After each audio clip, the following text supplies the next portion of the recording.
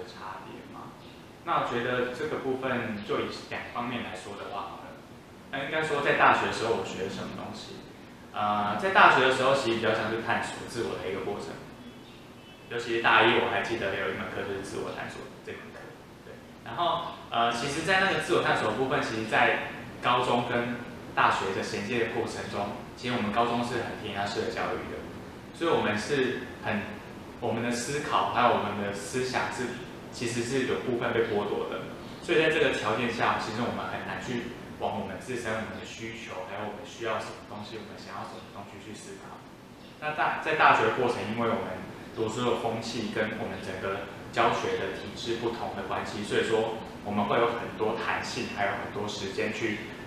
思考我们到底想要什么，还有我们需要什么，因为我们是不受限在整个教育体制下的。对，那所以在这个过程中就会比较有弹性去让自己接触一些你希望的东西，还有你想要的东西。对，就像是其实我们这个科系它有工商，就像刚刚所说的工商、諮商、临床、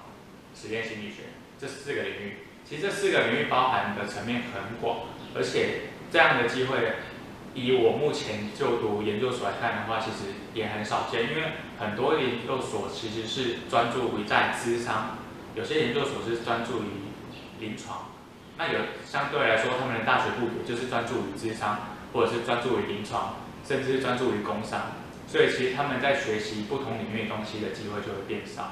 对，那我觉得当你学习不同领域的机会变多的时候，你就有更多尝试的机会，也就透过这样不同尝试的机会去确认，就是说，原来你好像比较喜欢諮商，原来你好像比较喜欢临床，好像你比较喜欢工商。那大学就比较像是这样摸索的过程，比如说你要往 A 去走，你要往 B 去走，你要往 C 去走。那确立了一个方向之后，你才会到真正的去进入到你要考哪一种研究所。那我觉得这是一个前提。如果你大学的过程没有好好的去思索这个问题的话，那你在研究所的过程，你只会觉得很困难，因为那些东西并不是你想要的。对，那我觉得大学是一个自我探索的过程。对，那接着来讲研究所的部分，因为我刚刚所说的嘛，其实在大学的时候，你已经有很多的觉察，还有就是很多的思考了，所以说你会对你未来有很明确的方向。比如说以我的例子来说的话，我走諮商，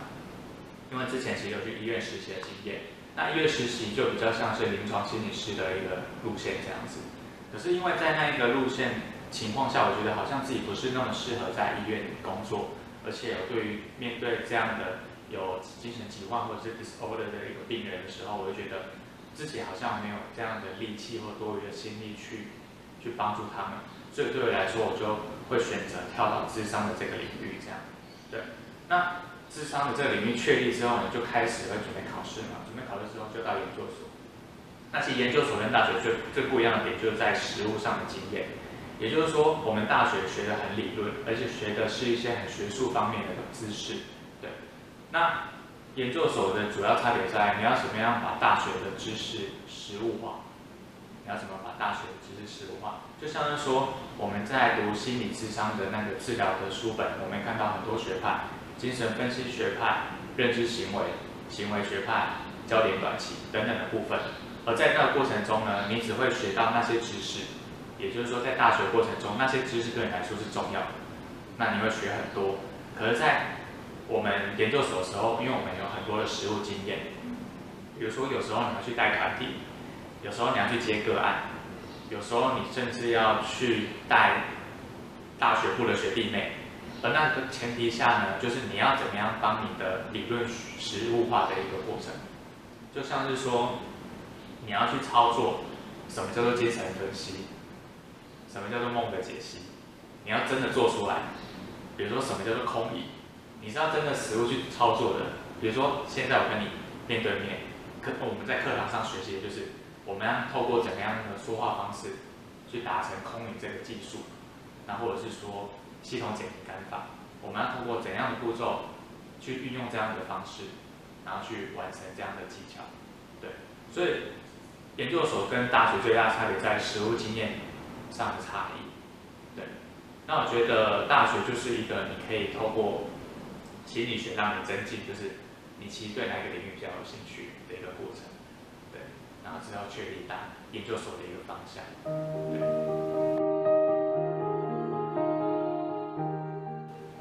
在大学跟研究所的部分嘛，以大学来说来看的话，其实大学有一个很明确的目标，就是你就是考研究所，所以压力来自于你读书的进度，还有就是你未来就是考研究所的一个压力。对，那研究所呢，另外一个压力源来自于你未来出社会，你要确立哪一个方向。那其实以我的经验来看的话，因为我是读智商所嘛，所以智商所其实有分不同的领域。就像是有些咨商师会选择去医院，有些咨商师会选择去社区机构，那有些咨商师会选择去学校，对。那其实就是在这样的过程中，你是为你的生涯去做另外一个规划。也就是说，你其实不会在大学的时候想说你未来到底要去哪里工作，但是你会在研究所的时候去想说你到底要去哪里工作，或者到底哪一些工作比较好等等部分。那其实我觉得这个部分就会有压力。那压力来自于就是你对你自己的期待嘛，所以当你期待你自己去哪个地方的时候，你就自然就会给自己一个压力这样子。那如何去排解这样的压力？我觉得来自于就是你要怎么样去收集一些相关的资料，因为其实对我们未来我们会有很多不确定因素，会有很多不确定性。那怎么样去理清那些不确定性？来自于你要怎么样去问到有经验的人，老师、学长姐，或者是已经在社会上工作的人也好。那透过那些方式，就让你觉得自己的未来是明确的。原来这条路是可以这样走，原来那条路是往那边走。对，那透过这样的方式，你就会觉得压力好像减轻了很多这样。对。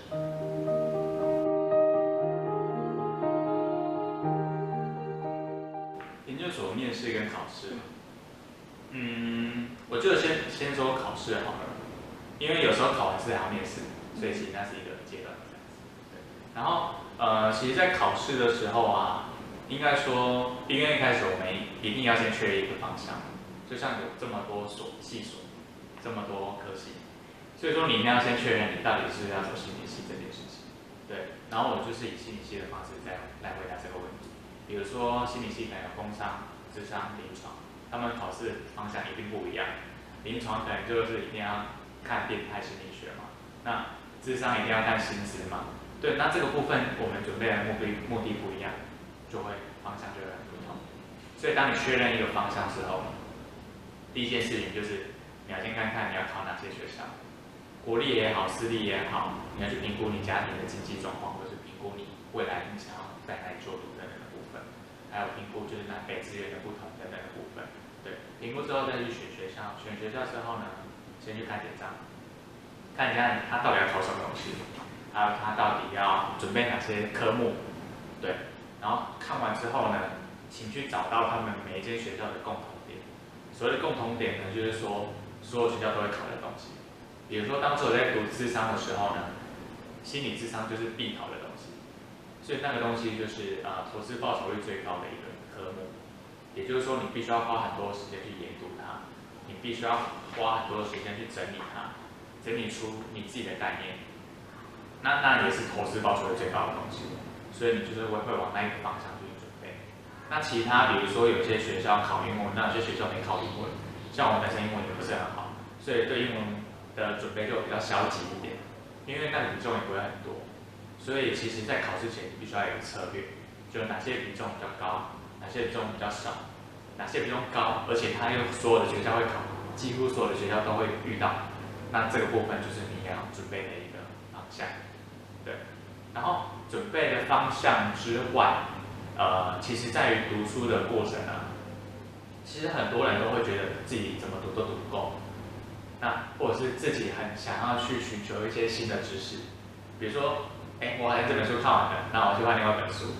但事实上你根本那本书还没有读熟，但他就会以为他看完了，所以在准备研究所之前，你要先问问自己，你这4年来学到什么？也就是说，其实你这4年，你或多或少你一定有学到一些知识，学到一些笔记，甚至是一些考题，而你要先透过这4年来的整理，先去整理说你拥有什么东西，先不要急着去寻求新的知识，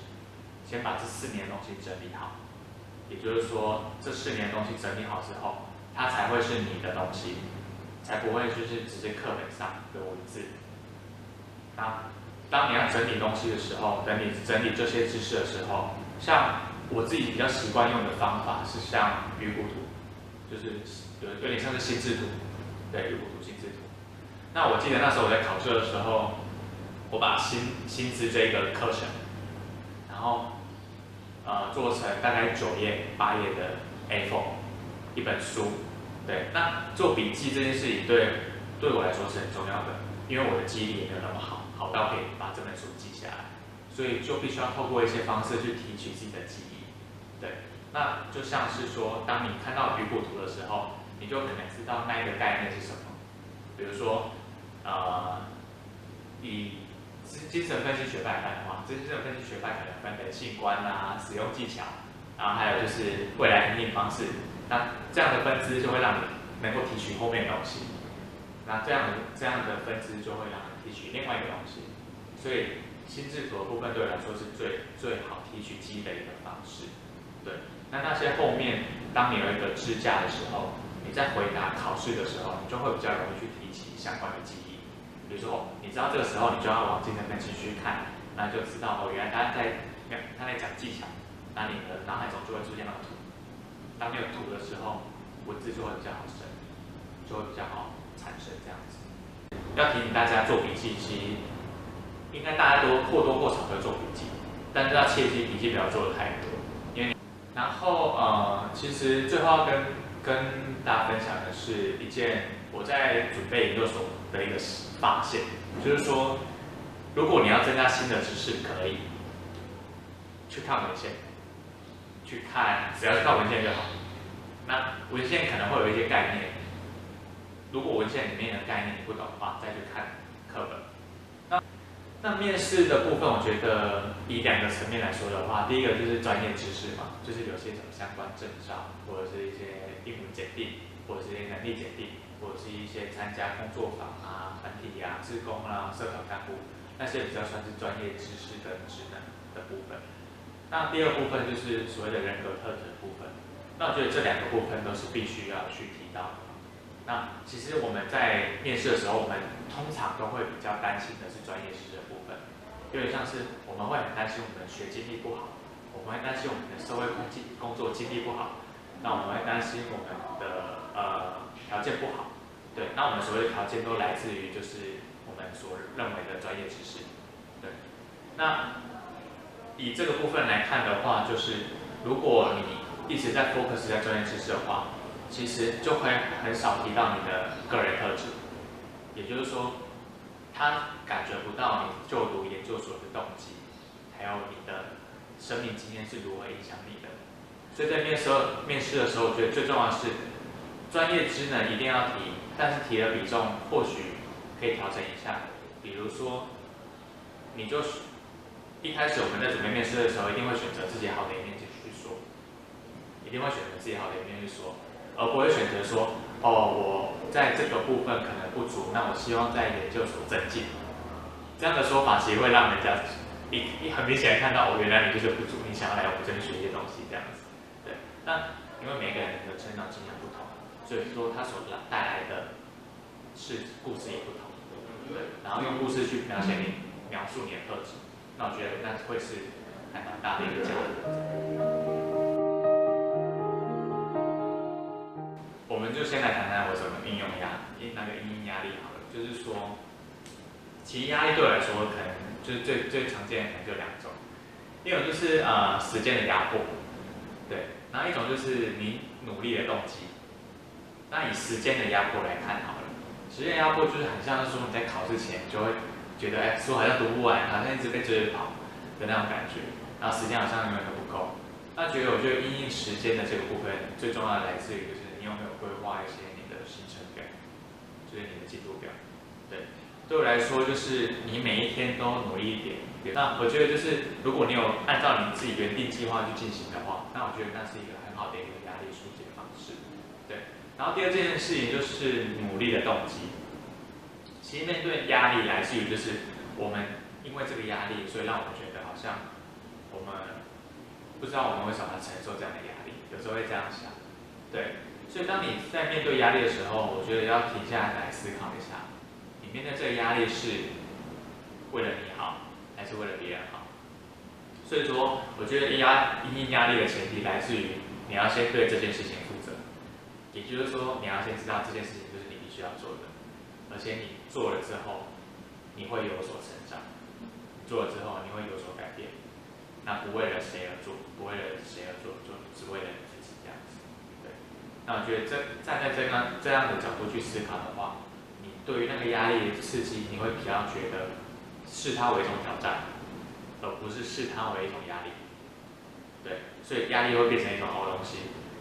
因为它是一种你前进的动力，对。然后就以刚刚所说的，就是心理学知识来看的话，其实最近有很多智商技巧，然后尤其最近比较红的一个就是那个正念，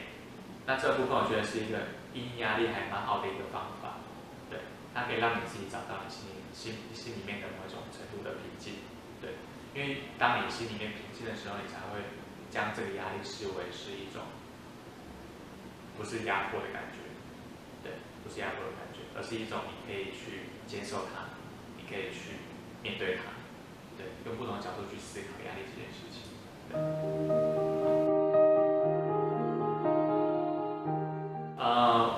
我不知道大家其实对于就是心理系进来，他们的目标是不是有这么明确？因为其实像我也是一开始误打误撞进来，然后也是透过了很多学习跟很多老师的想法，去确认我未来的方向。那我觉得学弟妹可能要透过这个机会，还有透过这个大学的氛围，去了解一下自己到底未来想要做什么。其实你不一定要走心理的领域，你只要透过这个大学的过程去了解你自己真正需要什么就好了。